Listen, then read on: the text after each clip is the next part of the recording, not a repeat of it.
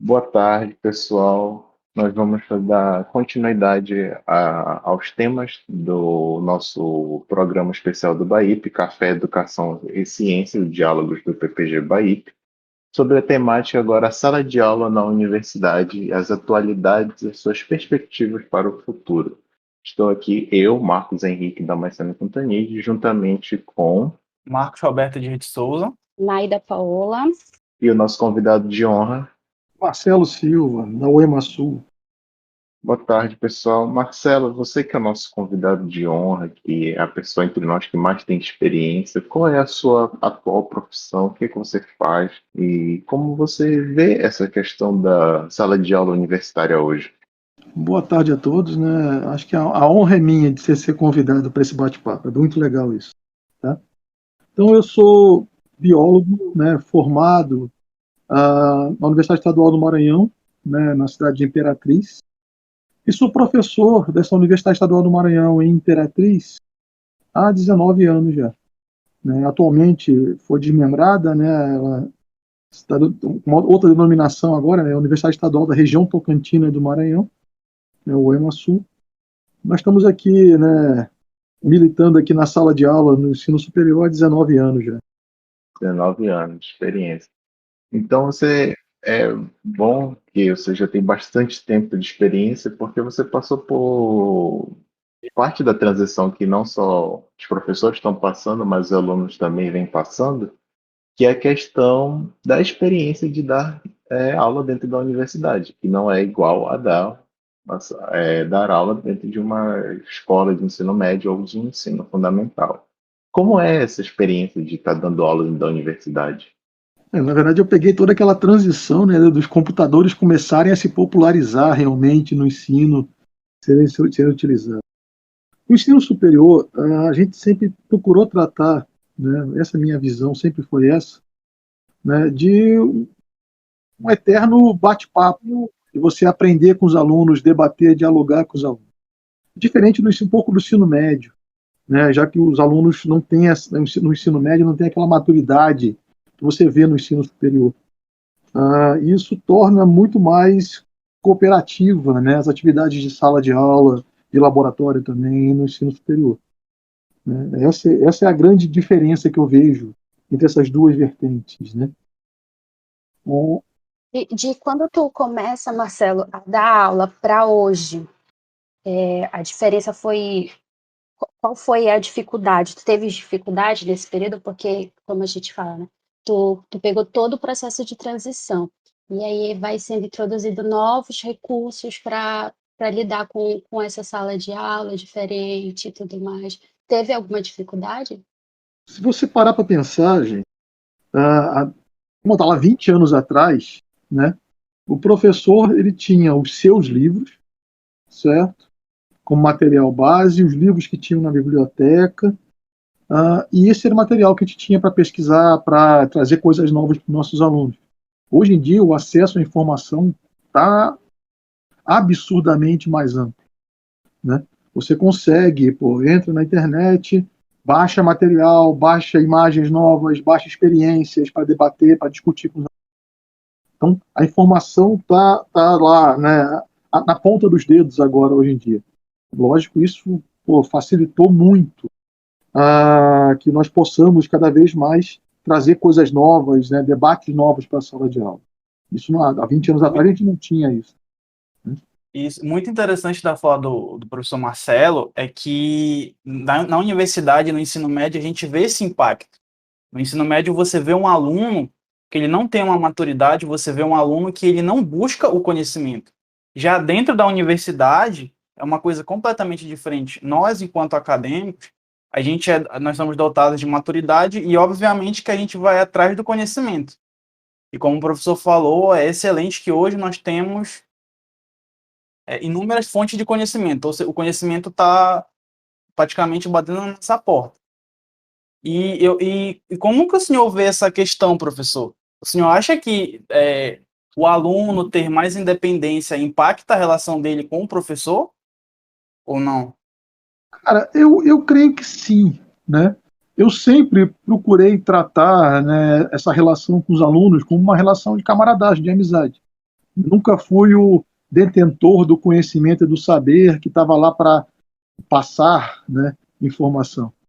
Eu sempre trouxe coisas para serem debatidas, para serem discutidas, né? Lógico, o professor, né, com a experiência que ele tem, ele tem uma gama de conhecimentos um pouco mais aprimorada do que os alunos que estão chegando lá. Mas nossos alunos, hoje em dia, como eu falei, eles estão com a informação na ponta do dedo. O que você está falando aqui na frente, alguns já estão no celular pegando o gol e falando, professor, tem um exemplo tal de tal coisa, né? Então, os alunos estão crescendo muito rapidamente hoje em dia, né? A grande maioria dos alunos é uma rapaziada mais nova, que tem mais essa agilidade de pesquisar, de baixar a informação, interpretar essa informação.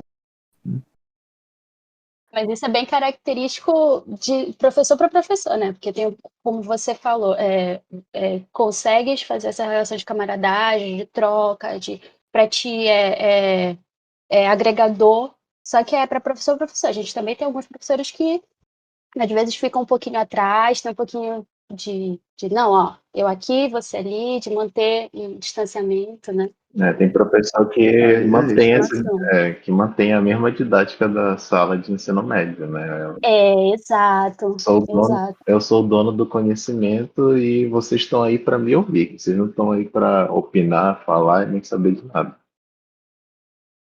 Mas é aquilo, Isso de aí pessoa varia para muito. pessoa, né? De professor para professor. Sim. Tem vários estilos, vamos dizer assim, pessoal.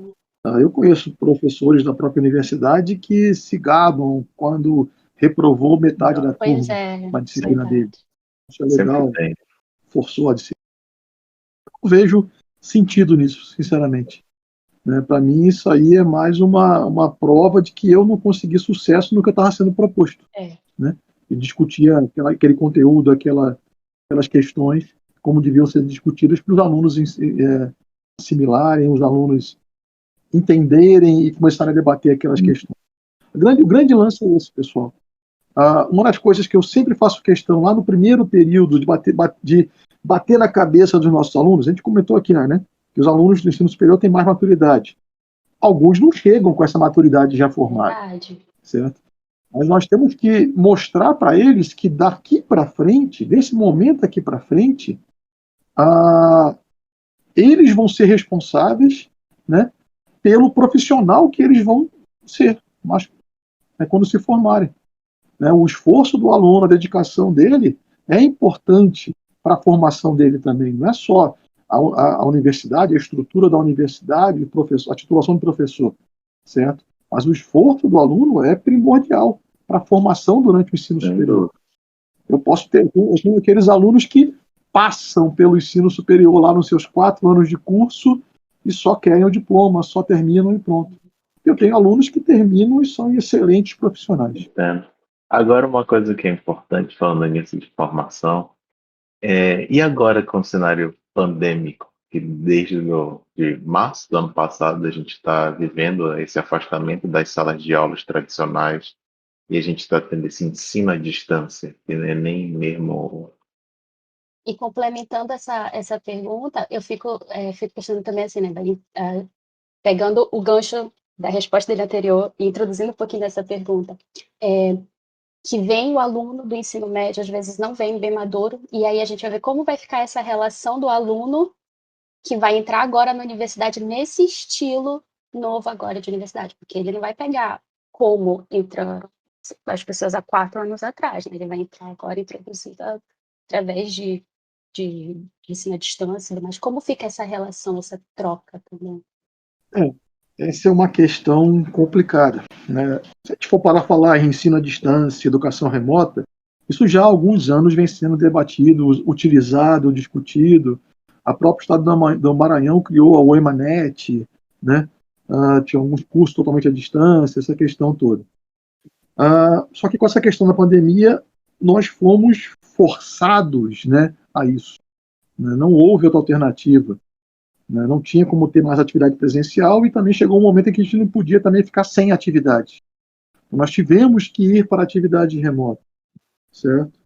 Muitos professores já vinham desenvolvendo algumas coisas. Eu mesmo, né, o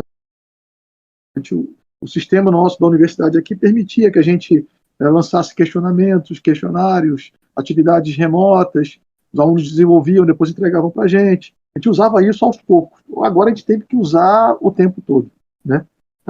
Eu digo sinceramente, os alunos não estavam preparados para isso, os professores também não estavam preparados, né?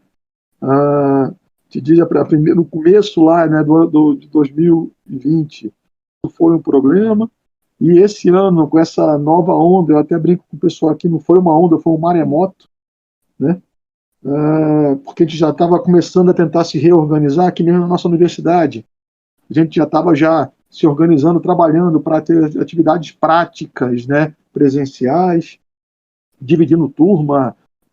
Eu mesmo, eu tinha uma turma de 40 alunos, já tinha dividido eles em 8 grupos, trabalhar em horários diferentes, a disciplina que eu trabalhava com eles.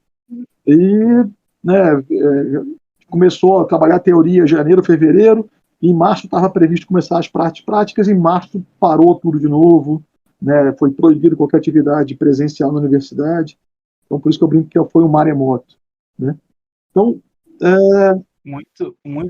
Oi. Muito relevante sua contribuição, professor. Como o senhor falou, que essa introdução do EAD, do ensino online, é uma coisa que a gente já vinha vivenciando há muito tempo. E com a pandemia só acelerou um processo que já estava aí meio que se implantando. Na sua visão, o senhor acha que isso vai aumentar a carga horária do professor nos próximos anos ou vai facilitar mais a vida dele? Pessoal, eu particularmente, nessa vida online agora, nesses últimos meses online, né, a gente foi forçado a virar youtuber. Né? Uma coisa que eu nunca pensei que eu ia ser na minha vida, youtuber. Mas eu particularmente, pessoal, eu tive bastante dificuldade nesse sentido. Até porque, por exemplo, como eu falei, ninguém estava preparado para isso. Né? Você trabalhar, por exemplo, aulas online, não é só você pegar um celular, pegar uma câmera do notebook e gravar ou trabalhar a aula ao vivo lá ou gravar a aula e passar para os alunos. Tá? Às vezes você não tem o espaço adequado, não tem a condição adequada para gravação, o som não está bom, a luz não está boa. Então, muitos professores começaram a comprar equipamentos para poder fazer um pequeno estúdio em casa para poder melhorar a qualidade das aulas. O despendimento né? financeiro, né? Além de tempo financeiro. Isso, né? E temos um outro lado da moeda também, o próprio aluno. A grande maioria, eu sou professor de universidade pública, a grande maioria dos meus alunos tem um celular, e não é um iPhone, certo? É um Xing Ling da vida, né? Aquele celular, né, que não tem aquela qualidade de áudio, de vídeo fantástico. Então, ele ouvir um áudio é complicado. Imagina observar slides, né, numa tela pequena, né? Então, sem falar os planos de acesso, planos de dados, né? A nossa universidade fez, né, que pôde, né? Fez uma assinatura, comprou chips, distribuiu chips para os alunos. Só que tem alunos que moram no interior, onde eles moravam não tinha cobertura daquela operadora. Então, não funcionou 100%. Alguma coisa funcionou, mas não funcionou 100%. Essa é outra coisa importante para saber. Continuando, depois eu falo. Oi, não pode. É que, por exemplo, esse é outro problema, né? Interagir com o aluno agora é muito mais difícil, não só porque tu não tem o contato físico, pessoal com o aluno, né? Tu não está vendo mais a pessoa, mas tu também ele não necessariamente vai ter como falar contigo em alguns casos. Realmente, pelo menos eu conheci algumas pessoas que não tiveram como assistir aula porque não tinha acesso à internet, pelo menos uma internet de qualidade para assistir uma aula. Tinha no máximo internet para mandar mensagem no WhatsApp ou mandar mensagem no Facebook, mas só, e essas pessoas ficaram separadas, né? Ficaram, querendo ou não, houve uma segregação por causa disso. E dificultou ainda mais essa adaptação. Então, Pode falar. Isso é uma realidade, uma triste realidade, não tem jeito. Eu lembro que na universidade, aqui na UFPA, criaram um projeto para dar dinheiro para os alunos para eles comprarem algum aparato que pudesse ser capaz de assistir aula, mas mesmo tendo às vezes o aparato, né, o aparelho, às vezes não tinha dinheiro para pagar o serviço, porque era algo separado. A internet é um serviço separado, que dificultou. Eu Ficou. acho que a gente também entra na questão, por exemplo, além do, do- da relação física, né, de se ver, tem também essa relação de ter a ferramenta, mas eu acho que também a sala de aula ela também é um local muito importante para te conseguir realmente concentrar. Eu, particularmente, que sou mãe, por exemplo, eu tenho certa dificuldade porque eu fico em casa. E aí, de vez em quando o filho vem, sei que, ou vem alguém e barulho de carro passando, que não foi o ambiente para te estar ali Né? preparado para aquilo, né? É diferente da sala de aula, onde é um ambiente controlado, onde tu tá ali sentadinho. Tudo Você favorece vai para a você a universidade, absorver. você vai lá, você vai para a universidade se você está dedicado Exato. naquelas 4 horas para Para aquilo. aquilo só. Em casa não, né? Sempre. Em casa a gente é muito tarefa. Tu vai ter que fazer a comida, volta, bebe uma água, não sei aquilo. Aí tu não consegue absorver de realmente. Eu acredito que isso tu tem que estar muito bem concentrado, ter um ambiente favorável para isso. Porque quando a gente pega pessoas essas pessoas que não têm a ferramenta para utilizar, muitas vezes também não tem um ambiente dentro de casa favorável para conseguir utilizar essa ferramenta e até assistir a aula. A maioria não tem. Uhum. A gente reclama que não tem espaço para assistir a aula em casa, né? Compartilha quarto com o irmão, não tem como assistir a aula, não tem É, como ligar a câmera por isso. Muita Isso é uma realidade, pessoal, não só dos alunos. Por exemplo, eu estou aqui em sim. casa agora. Estou aqui isolado aqui num quarto. Não é improvável que daqui a pouquinho a minha filha mais nova de 5 anos venha correndo, gritando e abra a porta para falar comigo. Tô na Certo? mesma situação, professor. Sei muito bem como é que tá. Eu tenho mais duas filhas que estão assistindo aula online agora, nesse exato momento. Aí Né? qualquer coisa Então, auxilia a minha internet está rapidinho, sendo né? compartilhada com várias atividades online. Isso é outra coisa.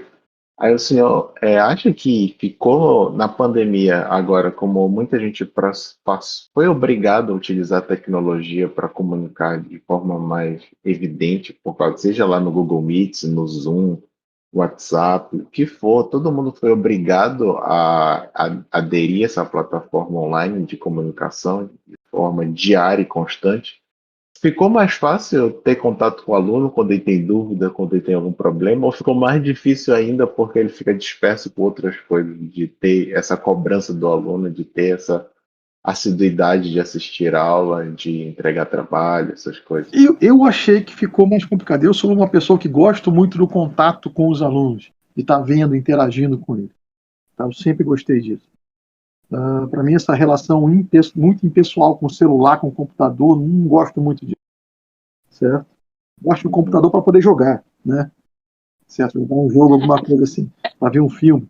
Para ficar batendo papo online, nunca gostei. Certo? Desde a época dos chats online, do ICQ. Se vocês não são nessa época, eu sou da época do ICQ ainda. Certo? Quem não conhece vai pesquisar lá o que era o ICQ. Né? Um bate-papo antigo, rapaz, é o tio avô do WhatsApp. Certo? Então, pô. E uma coisa, Oi, pode falar. E uma coisa muito interessante, né, professor, é como o senhor falou, nada substitui esse contato professor-aluno. E por mais que esteja ali com a câmera ligada e o professor pergunte, você está com dúvida? Mesmo pessoalmente, o professor ele pode perguntar 10 vezes, a turma vai dizer que entendeu, mas o professor conhece a cara do aluno quando ele entendeu ou não o conteúdo. Não, eu digo sem medo, pessoal, que mais da metade dos alunos nessas aulas online estão ali passando o tempo, não estão ligados na aula, não estão concentrados no que o professor está falando, está mostrando. Infelizmente, essa é uma realidade, certo? Aqueles alunos mais dedicados que veem a importância mais disso estão lá tentando pelo menos se concentrar. É que a Não gente estou já dizendo que todos pega eles aquele fizeram. gancho do que o senhor falou anteriormente, né? Sobre como o aluno que não vem com a maturidade, né, do ensino médio entra na universidade sem saber que é ele que tem que buscar, que é ele que tem que ir atrás, e aí o professor está tendo que se adaptar, ele vai ter que aprender a lidar com a tecnologia, e aí ele não vai, ele vai acabar se dispersando, vai só deixar o computador ligado, vai fazer mil outras coisas, né, como a gente viu em várias situações. E aí a relação, acaba, a troca não existe, né? O professor fica só com aquela telinha com a inicial do nome, olhando para ele mesmo, e não tem a troca de como é na sala de aula. Ou então começa aquele negócio, fulano, você tá aí? Fulano, liga a câmera, eu quero te ver. Né? É. Eu acho que isso também não é só uma questão de maturidade, pelo menos ao meu ver. Eu acho que isso também entra no outro problema, que é a questão psicológica do aluno e do professor também. No caso, não só é muito impessoal olhar para a tela do computador para estar falando com alguém sobre algum assunto importante que tu queira explicar, como também é muito difícil a pessoa ter a estabilidade de que ela, não, eu tô em aula agora, eu tenho que parar tudo que eu estou fazendo para assistir, porque eu tô em aula. E começa a surgir outros problemas paralelos a isso, que são atividades fora do horário normal do aluno. É normal que, por exemplo, tenha aula de manhã e de tarde, aí por causa de, como nem todo mundo tem disponibilidade nesse horário, existe uma flexibilização muito grande de horário. Tem gente que passa a ter aula de manhã, de tarde, de noite, tem gente que passa a ter reuniões com o orientador ou com algum professor muito além do horário que ela separa para isso, e o horário de casualidade dela passa a ser misturas de tempo livre com atividade realmente acadêmica ou mesmo profissional. Acho que isso interfere, pelo menos eu vejo. Isso me atrapalhou muito no começo da pandemia, atrapalha um pouco até agora, que é essa dificuldade de alternar entre o momento que eu estou trabalhando e o momento que eu não estou trabalhando. Porque, como por exemplo, eu sento no meu computador para fazer tudo, desde trabalhar até ter momentos de lazer, é difícil às vezes fazer essa separação quando tem que fazer. E às vezes tu não tem a força, tu não tem a coragem, não tem a estabilidade para fazer isso. Tu fica, hoje eu não vou, Várias abas abertas, hoje né, eu não, amigo? Várias abas hoje eu abertas. não vou fazer isso, hoje eu não vou prestar atenção nessa aula. Eu vou adiantar isso aqui que eu tenho para fazer já depois da aula que eu vou ter É. uma reunião, então eu vou logo preparar isso para a próxima reunião. Eu pelo menos vejo muito isso nas pessoas que eu conheço. Assim, eu tenho esse. Eu te, eu te digo que isso é uma realidade não só para os alunos, mas também para os professores. Eu, particularmente, a gente encerrou aqui o nosso semestre aqui na universidade em abril agora. Depois de encerrado o semestre, lançado as notas, eu passei 2 semanas sem ligar o meu computador. Eu não aguentava olhar para ele. E eu comentei aqui já, eu sou um jogador, eu gosto de jogos online, sempre gostei. Desde a época era, né, dos joguinhos mais simples, lá no tempo do arco-íris preto e branco. Né? Mas eu não conseguia nem fazer isso, certo? Eu cheguei no momento em que eu precisava dar um tempo desse mundo digital, né? Esqueci os artigos que eu tinha que fechar ainda e deixei quieto 2 semanas sem mexer no computador, certo? Para poder respirar, lembrar que existe vida fora da internet. A vida não é só online, né? Agora Tudo virou online. tem Tudo. interação com as outras pessoas também. E você vê outro termômetro disso também, eu não sei como é que está a situação no UFPA, mas aqui na nossa universidade a gente teve, né, um aumento na evasão, né, dos cursos de graduação. Né? Então, muitos alunos me falaram mesmo, professor, eu estou trancando a matrícula.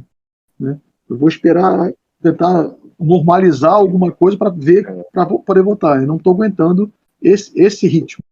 Né? Não quero. É uma opção de alguns alunos. Né? Eu vi muito aluno que precisou trancar o curso porque passou a precisar trabalhar para sustentar em casa também, para ajudar na renda. Porque, como muitos desses alunos passavam a maior parte do tempo na universidade, e a universidade, a UFPA, por exemplo, oferecer almoço e janta por R$ 1, de segunda a sexta, muitos alunos podiam ficar lá porque tinham essa garantia que eles não ia faltar almoço e não ia ser caro ter esse almoço e essa janta dentro da universidade. E com a pandemia, como tudo foi fechado, inclusive os restaurantes universitários, ele passou a ter um gasto maior dentro de casa. E a pessoa ela teve que arrumar dinheiro de algum lugar, porque às vezes não era suficiente só o auxílio que teve por um período que foi muito breve ainda. Não foi não está sendo nem ao longo do tempo inteiro. E eu acho que essas coisas também interferem no próprio psicológico do aluno, né? Porque ele passou a ter. Ele tinha os problemas da universidade, que estavam distantes dos problemas da casa, eles trouxeram o problema da universidade para dentro de casa agora também. Aí ele passou a ter dois problemas, e conviver com os dois problemas, e ele não tem alternativa de simplesmente fugir disso. Ele está preso Fora a junto com os insegurança da problemas dele. pandemia também, né? Nesse Eu acho contexto aí. O medo constante de será que eu vou que tem pegar? isso. Se eu pegar, será que vou sobreviver ou não? É o tempo todo, né? Vou ter atendimento médico também. É. Pois é, o atendimento médico bate nisso, né? Se eu não tenho, já é a certeza de que talvez não passe. É complicado. A saúde mental, eu acho que foi, da minha experiência, né, nesse período de pandemia, foi o que mais afetou o meu, como é que a gente pode dizer? O meu desempenho acadêmico ficou muito afetado, porque justamente a minha saúde mental ficou extremamente afetada. Certo. É que, na verdade, E eu imagino que em dos relação a professores. essa doença aí, em relação a essa doença, a gente ainda não entendeu muito bem exatamente ela, as possíveis consequências que ela pode nos trazer também, né? Sim, Os efeitos secundários, né? as sequelas, né, também do. Isso, as sequelas dela. Ó, por exemplo, aqui na Tem minha muita, casa, a minha casa tem muita coisa. é formada, a minha família é formada de professores, então eu tô vendo toda essa mudança desde da ensino fundamental lá, com o meu filho, com a minha mãe no ensino, que dá aula para o ensino médio, fundamental, maior e médio, e eu tô vendo comigo dentro da sala de aula na universidade, então a gente tá vendo eu vejo essa mudança em todo mundo, em todas as áreas da educação. E, por exemplo, para ela, que é uma senhora, né, e está tendo que se adaptar a essa tecnologia que ela não sabia utilizar, está sendo difícil, porque o pós-Covid dela está bem mal, ela sente muitas dores musculares ainda, ela fica com muita dor, sentar na frente do computador, às vezes não é confortável. Então, tudo atrapalha, acaba isso atrapalhando e atrasando todo decorrer de todo o trabalho. Eu imagino que para o professor universitário que tem que passar mais tempo ainda na frente do computador, porque a carga de utilização do computador é muito maior, fica mais difícil ainda.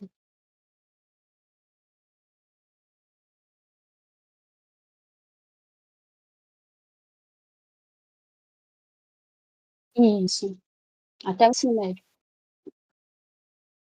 E isso aí que você falou, Paulo, é muito interessante, porque entra naquela questão. A sua mãe é professora de ensino Eu, básico, eu, né? Crianças.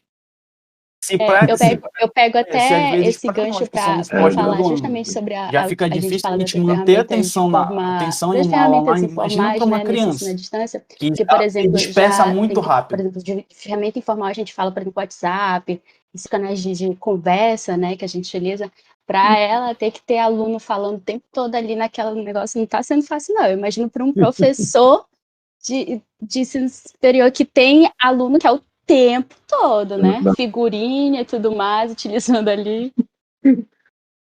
Isso é uma coisa até interessante de saber, né? Como é que é utilizar essas ferramentas novas pelos professores? Porque, por exemplo, os alunos, na sua maioria de graduação, eles são novos, né? Então, é familiar para eles usar muito das ferramentas que a gente tem disponível, como o Zoom, como o Google Meets. Google Meets nem tanto que ninguém usava o Google Meets até começar a pandemia.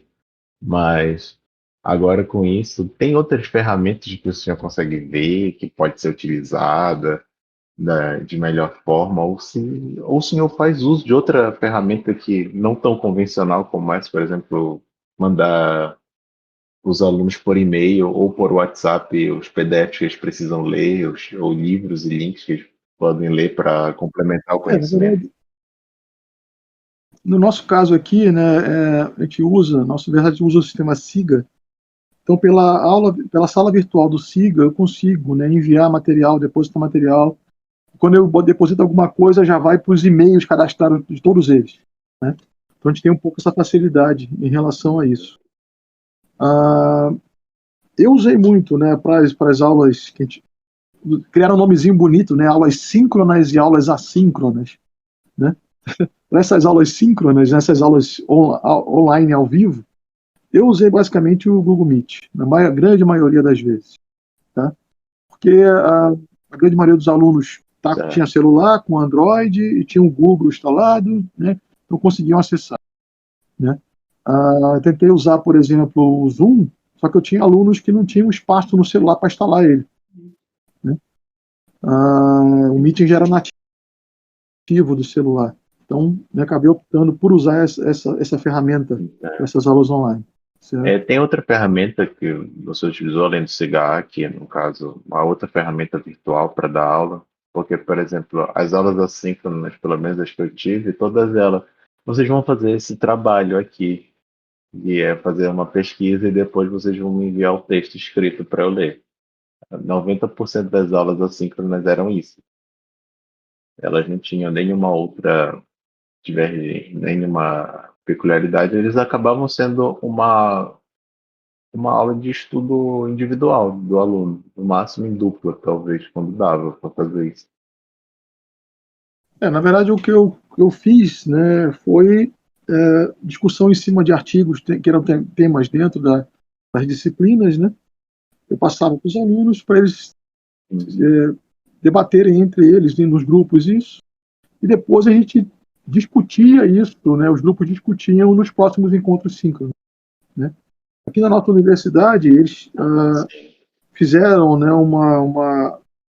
uma organização de que nós tínhamos que trabalhar, né, 2/3 da carga horária da disciplina na forma síncrona e 1/3 na forma assíncrona, né? Até 1/3 podia ser assíncrono. Então a gente sempre procurou fazer isso, né? Nessas atividades assíncronas, a gente passava textos, artigos para os alunos lerem, debaterem, e depois a gente discutir isso nas aulas síncronas. Foi a alternativa que eu achei melhor, né? Porque sempre gera alguma dúvida, gera algum, e esse debate, essa discussão gera novas informações, novas questões que algum aluno não atentou, o outro atenta, mas no debate isso floresce, né? Então tentei fazer isso nesses encontros síncronos que a gente conseguiu organizar.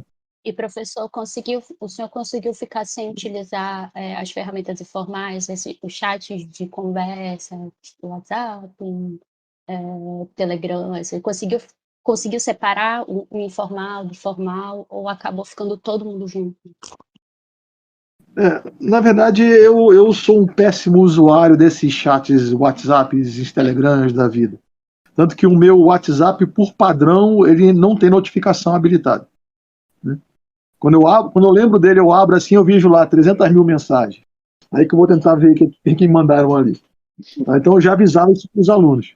Se quiser falar comigo, liga, né? Pode ligar, cobrar, que eu atendia ou então retornava para eles, né? Ou mandava um e-mail que também, meus e-mails aparece a notificação deles quando eu chego, tá? Mas eu concentrei essas dúvidas e conversas ou nos chats durante os encontros síncronos, ou via e-mail, né? Ou via alguma outra mensagem não urgente, né? Em algum momento entre as atividades síncronas.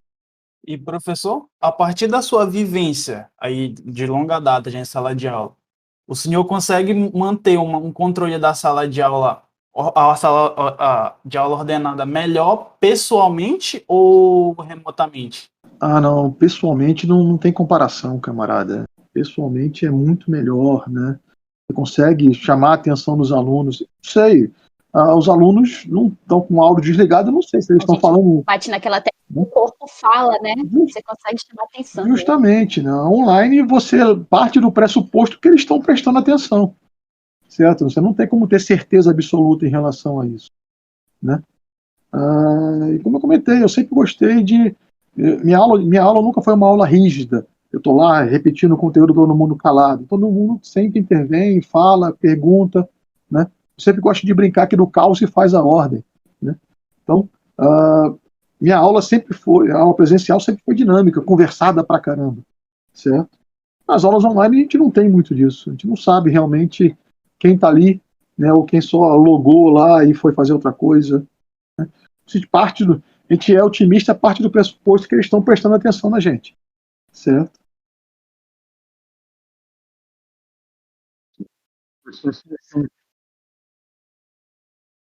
Sem sombra de dúvida. Isso é outro problema. Esse último ano de Isso. pandemia, você acha O que vai fato é interferir que na vai Não, ficar formação Anderson, dos sem muitas sombra de alunos? lacunas dúvida. na Eu aprendizagem comentei aqui desses mais alunos. cedo que boa parte da formação é responsabilidade dos alunos, do interesse que ele vai ter. Nessa época de uma pandemia, mais ainda, certo? Se já era complicado para os alunos, né, aprenderem, assimilarem, debaterem nas atividades presenciais na universidade, nas atividades online, né, depende mais ainda deles, do interesse deles, da dedicação deles, de conseguir tempo, conseguir se organizar para conseguir, né, entender, interpretar e assimilar esses conteúdos. E a gente Tá? também bate na tecla porque tem cursos e cursos, né? Tem os cursos que necessitam das aulas práticas, daquela vivência ali, vai ser extremamente. A área da saúde, principalmente, é a que mais vai ser atingida com isso, né? Não, eu sou. Eu tenho um amigo que faz medicina aqui na UFPA e teve um problema muito grave com aulas práticas, porque não só era um risco para os alunos, porque os alunos de medicina estavam diretamente lidando com a pandemia, mas também era muito difícil não lotar o hospital de aluno, porque, por exemplo, na UFPA a gente é disponibilizado 150 vagas por ano e 75 por semestre. Metade fica no primeiro semestre, metade entra no segundo semestre. Então, uma turma tem 75 pessoas. Aí vai ter que distribuir 75 alunos em o máximo possível de hospitais e UPAs possíveis para não lotar um único hospital universitário, porque senão os alunos vão acabar sendo risco para a família deles, como as próprias pessoas que já trabalham. E isso eu disse que foi um problema muito sério porque a universidade vetou com muita força isso, dizendo não, vocês não. A universidade que eu digo, a faculdade de medicina. Ela vetou muito isso, dizendo não, vocês têm que. A gente vai espaçar isso o máximo que der, por mais tempo possível, vocês não vão ficar atuando. E muita gente passou em torno de 9 meses sem ter uma aula prática. 9 meses. E isso, por exemplo, no caso do meu amigo, que estava no último ano de faculdade, é algo muito ruim. E com certeza isso vai afetar a formação dele. Porque por mais que ele tenha feito valer os 3 meses, 4, 5, ele continuou tendo aula prática para compensar, não vai ser igual como seria num período pré-pandemia, né? Que ele realmente atuaria como devia ter atuado. Ele falou que até o tempo de carga horária que ele deveria manter foi muito reduzido. Ele falou que eu tinha que cumprir coisa de 700 horas, passou a ser coisa de 250 horas, porque tinha que dar tempo de todo mundo fazer. Ele disse que teve esse Isso foi problema também. na área da saúde, ele Então teve vai esse ser. problema, na área de educação também. Uhum. Né? Nós aqui somos cursos na área de licenciatura, a maioria dos nossos cursos aqui. E como é que eu ia mandar o aluno estagiar nas escolas? Estágio, é verdade. Nem as escolas não estavam funcionando. Né? Então a gente teve aluno estagiando nas aulas online do professor do ensino fundamental. Imagina. Né? Então é complicado, pessoal. O prejuízo foi muito grande, está sendo ainda muito grande nesse sentido. Eu senti muito isso. A maioria das disciplinas que eu trabalho são disciplinas que requerem um componente prático. Por exemplo, no próximo semestre agora eu tenho aula de anatomia comparada dos vertebrados. Uhum. Estou tentando ver como eu vou me organizar se por acaso a gente não voltar para alguma atividade presencial. Né? Então, pô, a universidade não tem logística para organizar isso, como foi bem comentado aí em relação à medicina. Né? O professor não estava organizado nesse sentido. E os alunos que vão ser os mais prejudicados, sem sombra de dúvida, em relação a essa formação dele. É muito triste isso. Agora, uma coisa que também eu fiquei pensando, né? Porque toda vez que tem um problema grave no mundo, isso requer mudanças, né? Tudo requer adaptações. E essas adaptações vão deixar marcas para o futuro. Eu acho que alguma dessas ferramentas que estão sendo utilizadas hoje, como ensino à distância, como esses métodos mais informais, seja por conversa no chat de WhatsApp, Telegram ou qualquer outro aplicativo desse, vai ser útil quando acabar a pandemia de fato ainda? Ela ainda vai poder ter esse mesmo valor que está tendo agora? Eu creio, Vai poder ser adaptado? eu creio que sim, né? Isso aí não vai regredir a ponto de desaparecer do universo das universidades. Mas isso. Né? Como falei, como a gente comentou aqui no começo, Uhum. já vinha acontecendo gradualmente. Né? Tinham professores que usavam a ferramenta, por exemplo, do podcast, né? Os alunos montarem podcast, tal, e divulgarem durante as suas disciplinas. Tá? E com toda essa pressão que teve, Sim. toda essa preparação que a gente teve que incorporar isso na nossa vida, né? Eu não vejo como isso iria desaparecer de uma hora para outra. Né? Então essas novas ferramentas, tecnologias vieram para ficar, na verdade. Né? Então, no caso, só vai somar ao que já existia antes da pandemia, no caso. Não vai Sim. diminuir nada. Vai haver uma. Você acha que vai ser, agora sendo especulando sobre o futuro, porque a gente não pode ter certeza de nada, né? Você acha que vai ser diferente quando voltar ao normal? De tudo, na questão, a própria sala de aula ainda vai ser a mesma? Ou ela já vai ser adaptada por causa desse período que a gente está passando? E se Sem sombra de os dúvida. alunos já vão estar acostumados com isso? Vai ser difícil lidar com essa volta às aulas presenciais? Vai ser difícil de novo ou vai continuar sendo a mesma coisa? Vai ser basicamente isso aí, Não, tipo umas férias longas. sem sombra de dúvida, aquele normal que nós conhecíamos no começo de 2020 não vai existir. Certo? A gente vai ter uma nova realidade. Né? Quando essa questão da pandemia amenizar, eu não acredito que ela acabe. Certo? Não acabe no sentido de, não, todo mundo acabou, não é mais problema para ninguém, desapareceu. Novas variantes estão aparecendo aí. Né? Outros vírus podem aparecer. Sim. Certo? Então, a gente vai ter que buscar equalizar, né, as questões e tentar buscar uma nova normalidade. Certo? Não vai ser fácil para professores, não vai ser fácil para aluno, não vai ser fácil para a gestão das universidades também. Certo? Mas é uma questão. A gente não tem como, por exemplo, ficar parado. Né? A gente não teria como ficar desde o ano passado, começo do ano passado até esse momento, parado, sem fazer nada. Né? Nós temos que começar a fazer alguma coisa. Tinha aluno que eu conheci que estava surtando por isso. Por exemplo, eu entrei no mestrado no primeiro mês da pandemia, que foi em março, aqui no Brasil. Aí só que eu já tinha um projeto encaminhado, porque eu trabalho desde a graduação com o meu orientador atual. Então eu já tinha alguma coisa a fazer. Tudo bem que mudou tudo. Não há nada a ver mais meu projeto atual com o que é isso. Nada a ver. Completamente diferente. Mas teve gente que mudou de orientador e nem projeto tinha. E dava para ver o desespero da pessoa que depois de 6 meses sem fazer nada, eu não sei o que eu estou fazendo aqui, eu não sei para que o que eu vou fazer no meu projeto. Tenho 6 meses. De certa forma, eu dei sorte. Nada. Eu tinha até agosto para defender o meu doutorado aí no BAIP e eu defendi em fevereiro de 2020. Nossa. Em março explodiu a pandemia.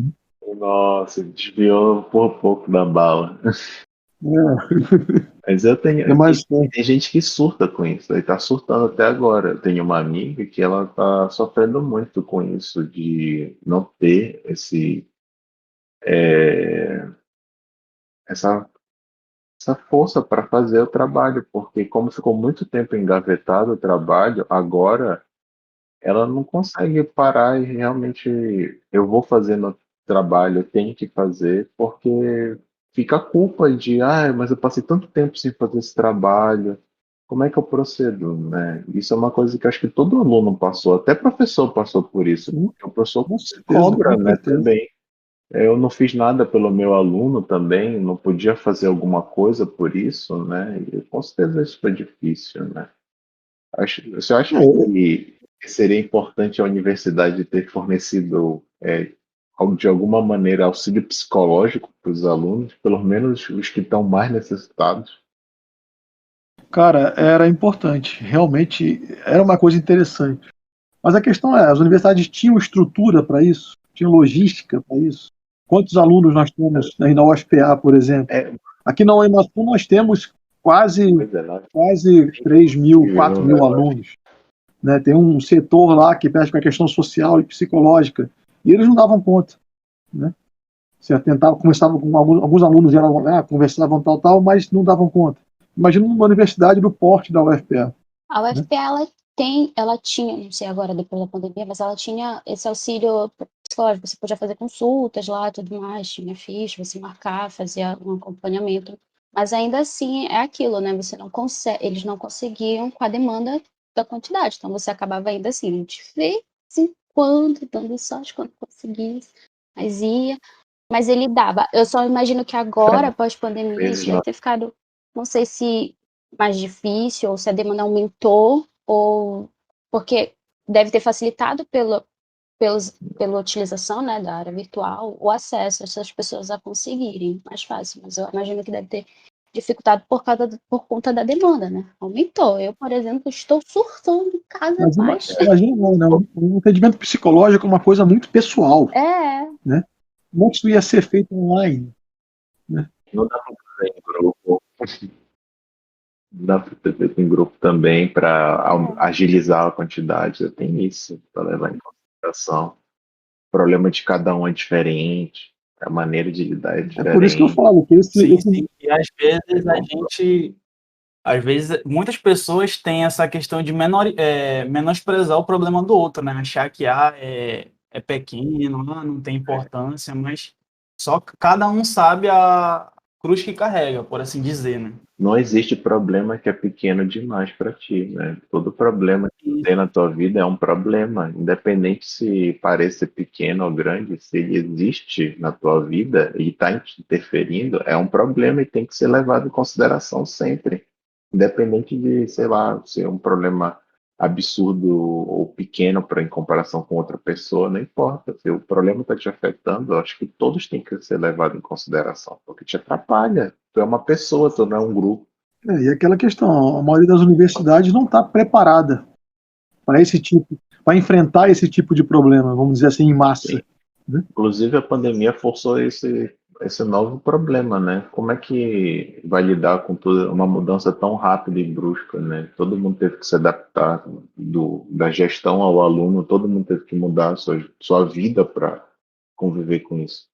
Você acha que vai ser importante nesses próximos anos? Porque, assim, a questão de acontecer uma pandemia não é se vai acontecer, é quando ela vai acontecer. Vai acontecer em outro período, com outro vírus, é muito provável que seja um vírus, né, por questões biológicas, no futuro. Só acho que a faculdade, com a pandemia do coronavírus, que está afetando gravemente todo mundo, só acho que as universidades já têm que estar preparadas para uma próxima pandemia dessa, já com toda essa questão logística, de material tecnológico, de treinamento docente, tudo para já estar pronto para essa situação? Ou o senhor acha que vai ser de novo ter que deixar acontecer e ter esse desespero que está sendo agora?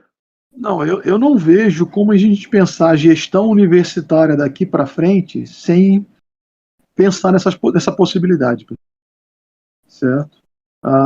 Essa pandemia do coronavírus foi, né, um avalanche, pegou todo mundo, arrastou todo mundo.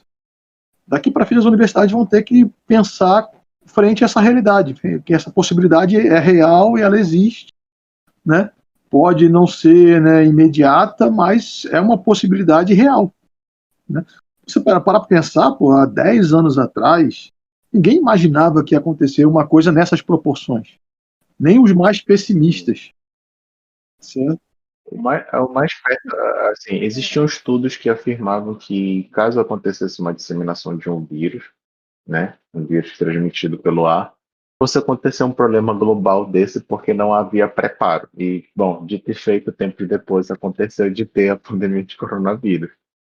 E mesmo os países que deviam estar mais preparados, segundo o estudo que foi levantado, eles não estavam tão preparados assim, né? Tanto que muitos países de primeiro mundo sofreram muito com a pandemia ainda, e alguns ainda estão sofrendo. E o Brasil não foi diferente, né? O Não, Brasil não tinha preparo e não tem educação, não tinha educação, não tinha recurso para lidar com isso. E está sofrendo agora bastante com ela também, por vários motivos, não só por isso. e nações, né? Se nações mais desenvolvidas não estavam organizadas, imagina as nossas universidades. Né? Vão ter que se organizar, vão ter que botar no planejamento, lá no papel, essa possibilidade daqui para frente. Não tem jeito. É uma realidade. Como eu falei, é achar esse novo normal, essa nova impressão de normalidade que a gente vai ter daqui para frente. Né? O senhor acha que já pode ser feito algo agora, além de planejar no papel? O senhor acha alguma sugestão que o senhor tenha que pode já ser aplicado para se preparar para a próxima vez que Cara, tenha a pandemia? uma questão que acho que muitas universidades têm feito, né, é investir um pouco nessa formação desses docentes, no sentido de capacitar ele para essas atividades, né, não presenciais. A nossa universidade fez aqui, eu sei de muitos que têm feito isso também, treinamentos, discussões, planejamentos, né? E a grande questão, cara, é que a gente não sabe, por exemplo, se vai haver uma nova pandemia, qual vai ser a proporção dela, né? Se vai ser um vírus com uma disseminação tão rápida como foi o coronavírus ou não, né? Então a gente não tem como se planejar muito quais são os cuidados que vão ter que ter. A gente vai poder se organizar no sentido de cuidados gerais, né? De conseguir, por exemplo, espaços de sala de aula mais amplos, mais ventilados. É uma possibilidade. A realidade da maioria das universidades é uma sala de aula lotada, né? Acho que eu conheço, pelo menos as públicas que eu conheço são assim. As particulares também, creio, né? Difícil ter, assim, depende do curso, mas normalmente as salas de aula, para os cursos que são muito numerosos, são lotadas as salas de aula. O meu curso que eu fiz, por exemplo, biomedicina, que era 40 alunos, as salas dificilmente eram lotadas, porque na UFCA as salas no ICB são muito As grandes. turmas de Então dá licenciatura para são abrir. licenciadas, são gigantescas. E normalmente as salas são bem pequenas porque vai sentar, vai só ouvir o professor, então não Tem muito precisa de uma aluno. estrutura muito coisa. Aí acaba Pois é, ficando por super exemplo, lotado, né? as universidades vão tentar trabalhar essa questão de salas mais amplas, né, para poder ter um certo distanciamento. Não sei como eles vão equacionar isso, né?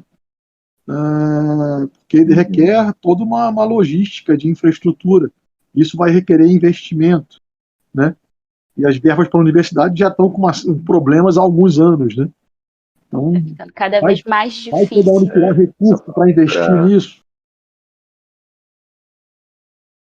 As palavras tristes que a gente escuta, né? Corte de verba. Eu te digo, camarada, que eu não estou nem um pouquinho com inveja dos gestores das universidades nesse presente momento.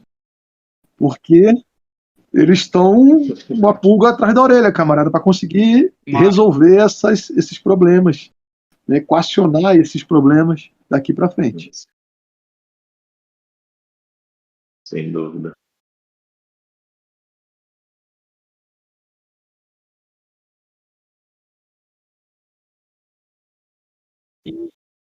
E partindo dessa questão, professor, do sucateamento do ensino superior que a gente está vivendo já não é de hoje, né? Essa pandemia só veio para mostrar que realmente a gente vive o desprezo das universidades por parte do Eu tinha governo. medo disso E quando essa começou questão a do ensino onda remoto, o senhor dos acha que cursos vai virtuais, contribuir para há alguns anos o atrás, avanço desse né? sucateamento Com ou vai os minimizar cursos os efeitos? superiores totalmente virtuais. Eu tinha essa preocupação, me foi levantada naquela época já. Hoje em dia mais ainda, certo? De que, né, queiram minimizar gastos, porque virtualmente eu não tenho preocupação, por exemplo, em relação ao espaço físico, né? Tem muitas empresas, por exemplo, que deixaram de locar prédios porque está todo mundo trabalhando em home office, estão economizando com isso, né? A Petrobras, por exemplo, é uma delas, né? Tem parte da gestão dela não tem escritório mais, é tudo home office. O meu medo é que essa onda, né, venha também para as universidades nesse sentido, né, de que achem que é interessante economizar nesse sentido de minimizar os gastos com infraestrutura, pensando em ampliar as atividades remotas. Né? Porque eu acredito É um medo que daqui para frente vão aparecer dentro, eu acredito, né? É uma suposição, né? A gente está especulando o futuro, mas eu acredito que depois desse cenário, esse cenário pós-pandemia, acho que muitos cursos dentro das universidades vão surgir mais cursos online dentro da universidade. Disciplinas que vão abrir ali, olha, disciplina tal, com professor só virtual. Então, isso aí pode ser a tecla que dê esse medo, né?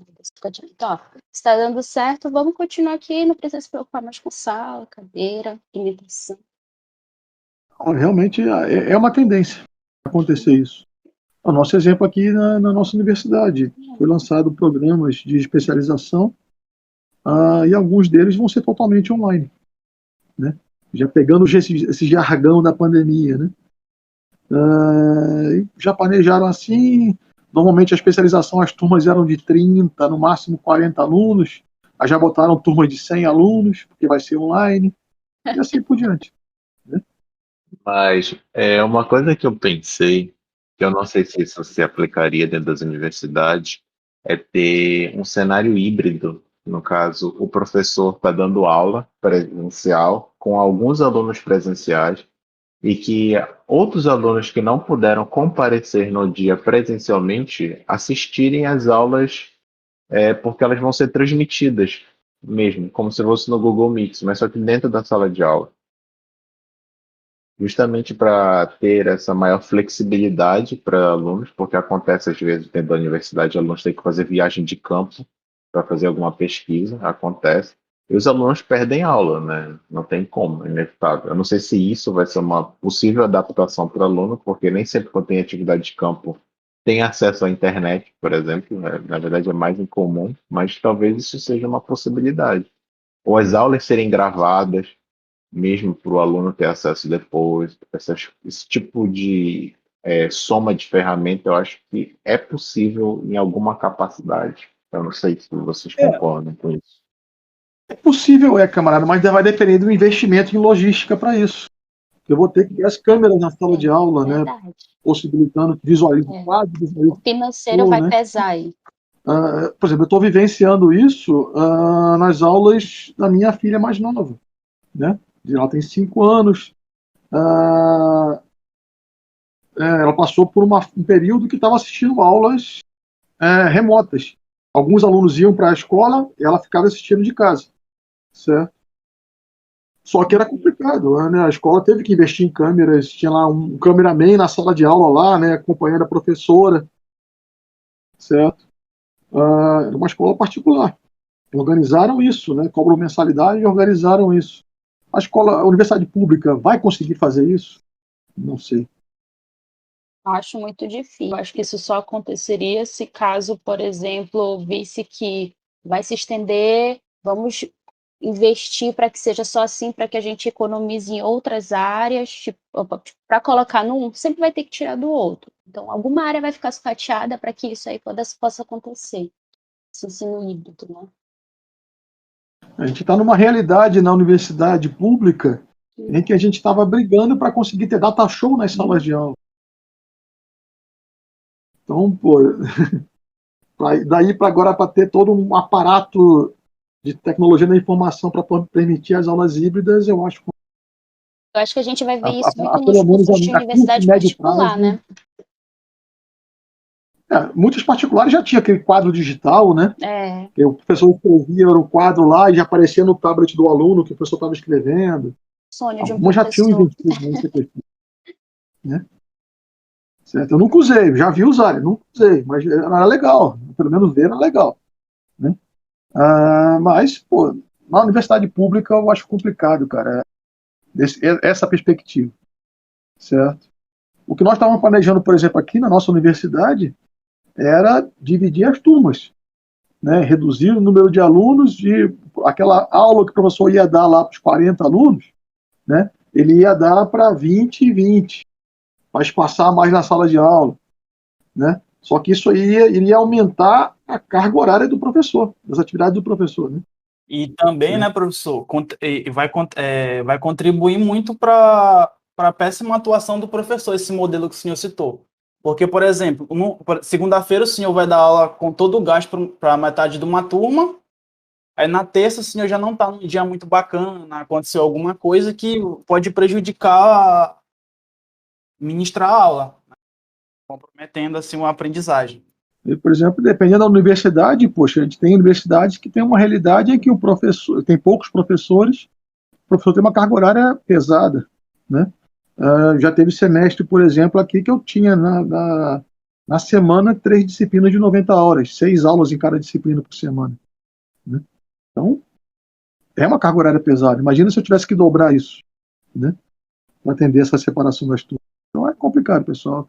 Vai ser uma dor de cabeça organizar, né, daqui para frente como a gente vai trabalhar, realmente. Sendo otimista de que as atividades presenciais vão poder gradualmente começar a voltar. Por exemplo, aqui no Maranhão, a gente está numa realidade em que a grande maioria dos professores já tomou a primeira dose da vacina, né? Eu estou lá, né? No dia que minha faixa etária foi liberada, eu já estava lá cedo, certo? Tive reação adversa nela, a primeira noite foi complicada, né, mas tomaria de novo, sem sombra de dúvida. E em julho, quando for a segunda dose, eu estou lá de novo, né? Bacana, os professores estão vacinados, mas os alunos não estão. A grande maioria dos meus alunos vem para a universidade de ônibus lotado. Essa é a realidade. Então não é poder voltar às atividades presenciais nas escolas, nas universidades, não é só vacinar os professores, né? A maior parte das pessoas ali são os alunos. Do aglomerado de pessoas ali, a maior parte são alunos, né? E eles não estão imunizados, né? Que é perigoso bastante até, porque ele também não tem carro, todos os alunos, que seria, entre aspas, mais seguro. Então, problema, né? De fato, ainda não dá para ter certeza como é que vai ser no futuro, né? Porque ainda tem muitos se's, se acontecer isso, se acontecer aquilo. Então, a gente só sabe que vai ter que ter essa adaptação, acho que de novo de todo mundo, né? Volta às aulas, vai ter adaptação de como isso que vai ter que ser feito no começo, né? Até voltar para todos terem acesso a isso, que vai ser quando todos estiverem vacinados, para ser mais seguro. O que a gente pode fazer é ser otimista pensando que a gente vai chegar nesse futuro, né? Que a gente vai passar por essa fase e chegar nesse futuro. Como vai ser daqui, como vai ser lá, a gente vai se organizar e vamos ver como trabalhar, né? A gente se adapta, a gente não vê, a gente se adapta. Os ansiosos agora sofrem. Sim, a gente Eu sou otimista. otimista e se adaptar. Acho que essa que vai ser o lema das universidades a partir de agora. Particularmente, estou tendo que me adaptar muito com tecnologia, porque por mais que eu venha de uma geração que se dá bem, mas eu ainda não, o medo, por exemplo, aulas virtuais, faz as videochamadas. Meu Deus, será que tá tudo bem? Será que eu apertei um botão errado? Será que eu estou digitando no local certo? Um medo constante. Meu Deus, será que vai passar alguém aqui atrás? Ai, será que agora estão me ouvindo? Não, meu microfone está desligado. É um medo constante disso acontecer. Eu sou apavorada com tudo que é virtual, eu fico com muito medo de estar fazendo besteira. Eu sou terrível. Eu imagino para os professores que vêm de uma geração ainda anterior à minha. É difícil isso, com certeza. Primeiro porque ninguém foi ensinado a fazer, né? Simplesmente jogaram, faz aí, tá aqui o recurso, se vira, aprende aí como o famoso é que faz. se vira. E a partir disso a gente prospecta uma das novas situações para a sala de aula do futuro, né? Que é justamente esse aperfeiçoamento dos professores e alunos para as tecnologias digitais. Eu, particularmente, também tenho medo dessa parte, quando a gente fala do professor do futuro, né? Eu sou licenciada, vou para a sala de aula, fazendo mestrado e tudo mais, e uma hora eu vou voltar para a sala de aula e digo, e agora? Vou voltar para a sala de aula com essa tecnologia? Eu só treinei corpo a corpo, físico, com o aluno, olhando para ele, me mexendo, falando. Eu não sei se eu vou conseguir. Aí o medo de ser introduzida nesse mercado de trabalho, ir para a sala de aula nesse formato novo, É complicado. Vai ser difícil, com certeza. É uma realidade que a gente não pensava que iria chegar. Não, pelo menos não com essa velocidade, gente. É A gente via isso em verdade. filmes futuristas de Hollywood, né? Do nada virou realidade, né? Cyberpunk 2077 veio da noite pro dia. Bem Black Mirror. Mas é isso, pessoal. Obrigado pela conversa, mesmo. Eu acredito que a gente tenha abordado o suficiente e elucidado bastante sobre essas conversas de como é que vai ser no futuro, que vai ser complexidades, que não vai ser simples. Tudo é menos que simples, como é que vai ser a universidade lá na frente, por diversos motivos, inclusive das ferramentas que a gente vai ter para usar, porque como a própria tecnologia está mudando e novas ferramentas estão surgindo com a pandemia, de como utilizar. Então, isso com Verdade. certeza vai mudar o layout de como a gente está vendo as coisas agora. E eu acho que ferramentas como esse podcast que nós estamos gravando agora vão poder ser ferramentas úteis para difundir o conhecimento e expandir essas conversas para fora da sala de aula, porque muitas vezes a gente tem essas conversas confinadas dentro da universidade. Você conversa, vai para a universidade, a gente tem, vai ter uma palestra no auditório X dentro da universidade. Só vai aluno da universidade. Eu nunca vi gente que é fora da universidade indo frequentar uma palestra dessa. No máximo, quando é aluno de fora, é de outra universidade, mas nunca há pessoas que moram fora, ou mesmo estudantes de ensino médio, eu nunca vi dentro desses lugares. Só é aluno universitário ou professor. Então, eu acho que o uso dessas ferramentas mais informais, como o podcast, pode ser uma resposta para, pelo menos, as pessoas terem acesso a essa conversa, que nem tem, às vezes, ou nem passa na cabeça delas. Eu acho que vai ser importante Vamos isso. deixar isso aí apontado como um ponto positivo dessa pandemia, né? Começou a se espalhar É, mais, a gente começou a jogar tentáculos para mais lugares É agora. verdade. sim, com certeza. Inclusive, isso pode ajudar a justamente resolver um dos problemas da universidade, né? O contato com as pessoas de fora da Sim. universidade. Pode ser que a pandemia tenha sido útil nesse Sim. sentido para a gente. Propagação do conhecimento em outras áreas, né? É, Vamos pensar de forma otimista, sermos otimistas. otimismo. Resilientes, com A gente vai certeza. chegar lá, se Deus quiser, em breve eu estarei lá nos meus hologramas na casa de cada aluno durante as aulas. Já Né? pensou? A gente vai chegar lá, a gente vai chegar lá. Esperemos. E É isso, gente. resilientes, Eu vou né? Obrigada, fechar agora a gente. Resiliência. chamada. Obrigado. Obrigado, muito obrigado pela sua participação, Marcelo, de verdade.